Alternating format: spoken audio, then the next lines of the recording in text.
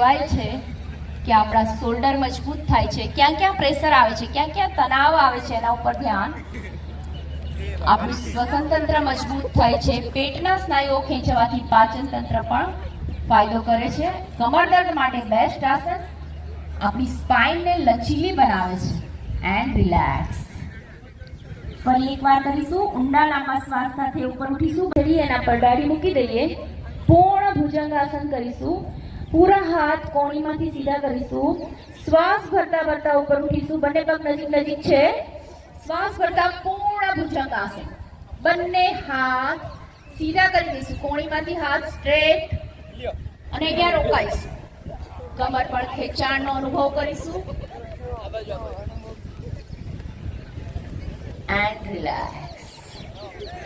ફરી એકવાર કરીશું. ડાબી હથેળી પર જમણી હથેળી છે, એના પર ડાળી છે આપણી. રાખીને ઉપર ઉઠાઈશું. ક્ષમતા અનુસાર જેટલો ઉઠે એટલો ઉપર ઉઠાઈશું. કમરમાં ખેંચાણનો અનુભવ કરીશું. શ્વાસ છોડતા છોડતા નીચે. ડાબો પગ સીધો રાખીને ઉપર ઉઠાઈશું. બને એટલો ઉપર ખેંચવાની કોશિશ. ક્યાં ક્યાં ખેંચાણ આવી રહ્યું છે એના ઉપર ધ્યાન. And relax. પેટ સાથે આપણા પગને દબાઈશું અને નાક આપણું ઢીચણને ટચ કરાવવાની કોશિશ. And relax. એક ઊંડો લાંબો શ્વાસ અને પ્રશ્વાસ. પવન મુક્તાસનથી પેટમાં ગેસ આફરો થતો હોય એમાં લાભ આપે છે અને વધારાનો વાયુ નીકળી જાય છે. પવન મુક્તાસન. બંને પગ સાથે રાખીશું, એકબીજાને ટચ. બંને પગ ઉઠાઈને પેટ સાથે દબાઈશું. હાથને ઇન્ટરલોક કરીને પેટ સાથે પગને દબાઈશું બરાબર.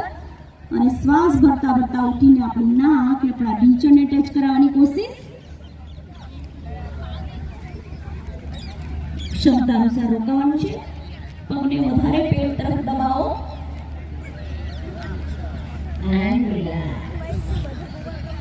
રોજ જો જમ્યા પહેલા એટલે કે જમ્યાના 3-4 કલાક થઈ ગયા હોય ત્યારે લાંબો શ્વાસ અને પ્રશ્વાસ. વિશ્રામ વિશ્રામ વિશ્રામ. Relax relax relax. આજના ક્રમમાં કપાલભાતિ છે. પ્રાણાયામ તરફ આગળ વધી રહ્યા છીએ. પેશી પર મસ્ત મોટી મુસ્કાન જોઈએ છે મારે. હજી મોટી સ્માઈલ પ્લીઝ. હા, બહુ સરસ બહુ સરસ. ચલો કપાલભાતિ કરીશું. કપાલભાતિ હવા અહીંયા લાગી રહી છે તો તમે બરાબર કરી રહ્યા છો. બને એટલું પેટને ધક્કો મારવો છે અંદર તરફ. શ્વાસને ઓનલી છોડવા ઉપર ધ્યાન આપવું છે. લઈ લેશે શરીર જાતે. હા, ઓનલી છોડવા ઉપર ધ્યાન આપવું છે. મિનિમમ 30 કાઉન્ટ કરીશું આપણે. 30 સ્ટોપ મારીશું. વાયુ મુદ્રામાં અથવા આદિ મુદ્રામાં. કપાલભાતિ. આંખો બંધ, કમર ગરદન સીધી, ફેસ ઉપર એક સરસ સ્માઇલ સાથે 30 કાઉન્ટ કરીશું.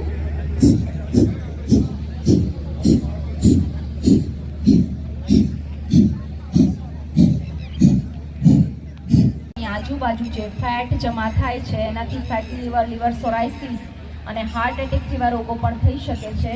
તો જો રોજ કપાલભાતિ કરશો તો એ વેસ્રલ ફેટ થતું નથી અને આપણા અવયવોનું સંકોચન વિસ્તરણ સારા પ્રમાણમાં થશે.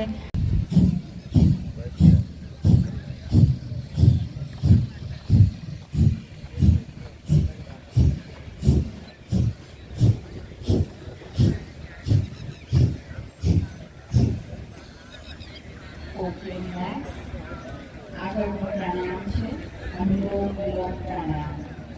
તો ધ્યાન રાખીશું. જમણા હાથની વિષ્ણુ મુદ્રા. બંને અહીં આંગળીઓ છે અંગૂઠાના મુખમાં મૂકીશું.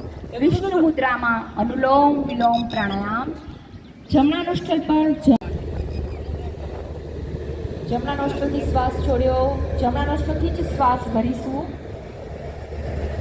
ફરી અંગૂઠો મૂકીને દબાઈ દઈશું અને ડાબા નોસ્ટ્રલથી ધીરે ધીરે શ્વાસ છોડીશું. ઓલ્ટરનેટ આ રીતે મિનિમમ 20 થી 25 શ્વાસ અનુલોમ વિલોમ પ્રાણાયામના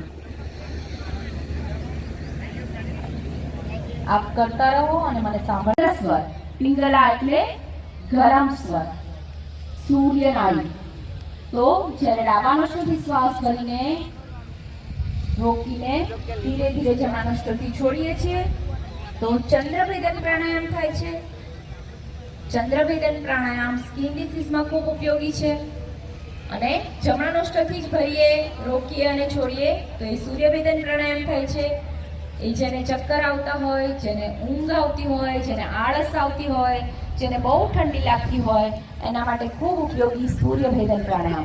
અને આપણે બંને નોસ્ટલથી કરી રહ્યા છીએ તો આપણું ઈડા અને પિંગલા બેલેન્સ થાય છે, ચંદ્ર અને સૂર્ય બેલેન્સ થાય છે, ઠંડી અને ગરમી બેલેન્સ થાય છે. તો આપણી અંદર દરેક નાડીઓનું પરિશુદ્ધ થઈ જાય છે, એ નવી બની જાય છે. અંદર સારા પ્રમાણમાં કરંટ દોડે છે, સારા પ્રમાણમાં બ્લડ સર્ક્યુલેશન થાય છે અને આ નાડી શોધાય. માહિતી રજૂ કરવામાં આવી છે. આપ સૌને એક વિનમ્ર વિનંતી છે કે આ પ્રદર્શનનો લાભ અવશ્ય લો અને યોગ તથા ધ્યાન દ્વારા તમારા જીવનને વધુ સંતુલિત અને સ્વસ્થ તથા આનંદમય બનાવો. ધન્યવાદ. यहाँ हिमालयन समर्पण ध्यान योग की एक सुंदर प्रदर्शनी योग से समग्र योग आयोजित की गई है. इस प्रदर्शनी में अष्टांग योग, आभा मंडल तथा ध्यान के विषय में अत्यंत प्रेरणादायक और ज्ञानवर्धक जानकारी प्रस्तुत की गई है. आप सभी से विनम्र अनुरोध है कि इस प्रदर्शनी का लाभ अवश्य लें. ध्यान, योग और उसके माध्यम से जीवन को अधिक संतुलित, स्वस्थ एवं आनंदमय बनाएं. धन्यवाद.